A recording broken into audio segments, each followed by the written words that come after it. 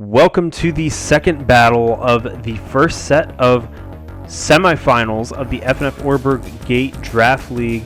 This is going to be the battle between Drizzleboy and the Croatian Bidoofs versus Noel and my Coronet. If you haven't seen the first battle, I recommend you do so that you do not spoil yourself. I'm about to say the results. So the first battle resulted in a win for my Coronet, 4-0 victory over Croatian Bidoofs. So this is a 1-0 set score for my Coronet. There has been a Pokemon change.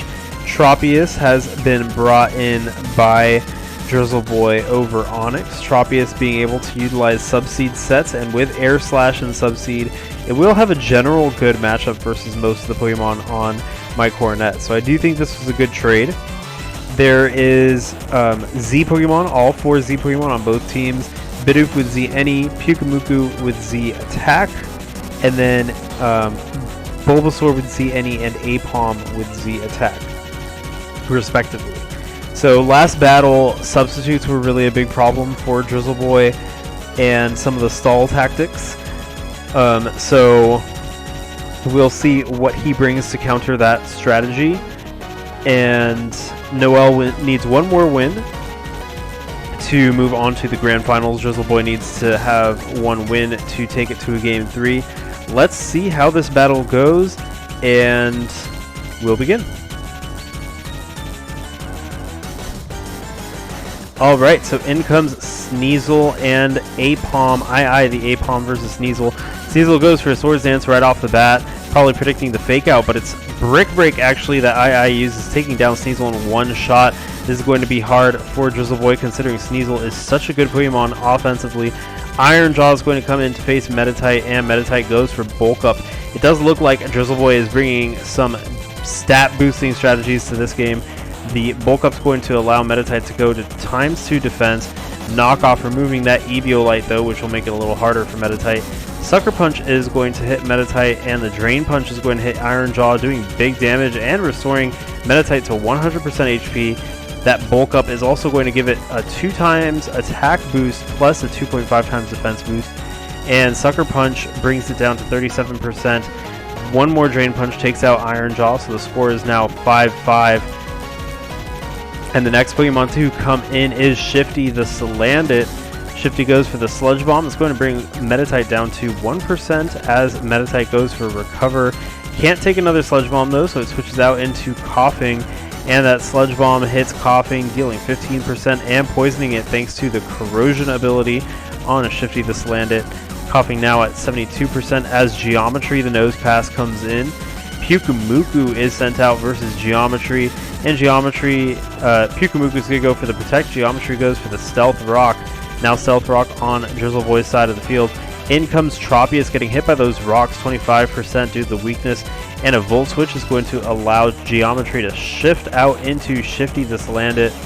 Good matchup for Shifty right now. Tropius not going to want to get hit by a Sludge Bomb, so in comes Pyukumuku to get hit by that Sludge Bomb instead. Pyukumuku taking taking a little damage from the Stealth Rock, down to 62% after that Leftovers recovery. And Pyukumuku is going to go for the Protect. Shifty sets up a substitute versus this Pyukumuku, and the score is still 5-5. In comes Coughing, getting hit by that Stealth Rock, and Shifty goes for the Nasty Plot. That's going to raise its special attack by 2 stages as Coughing gets harmed by that poison.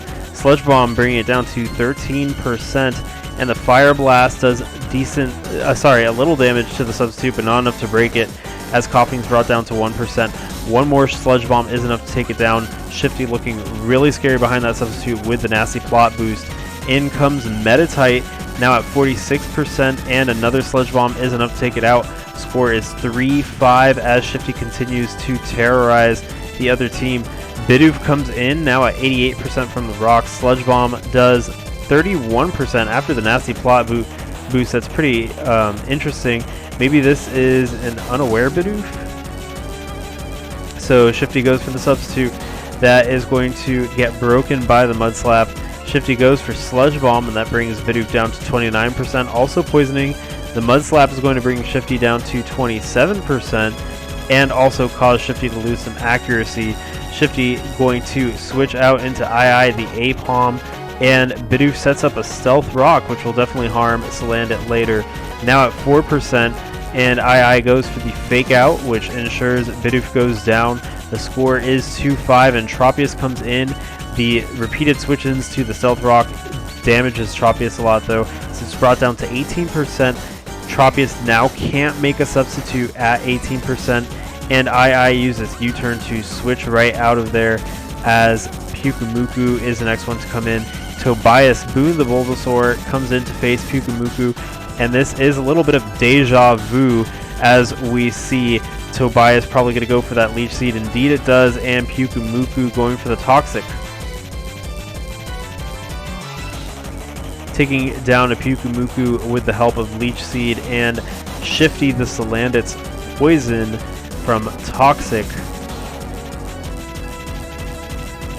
So Pyukumuku getting sapped by that Leech Seed. Shifty indeed goes for the Poison via Toxic as Pyukumuku starts to recover, but as we saw in previous matches, it can't outpace the damage that Toxic does over time when it can't switch out to different Pokemon.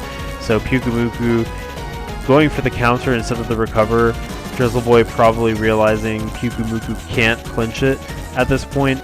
So the Sludge Bomb is enough to take Pyukumuku down to 3%. And finally, with the Leech Seed damage, Pyukumuku goes down.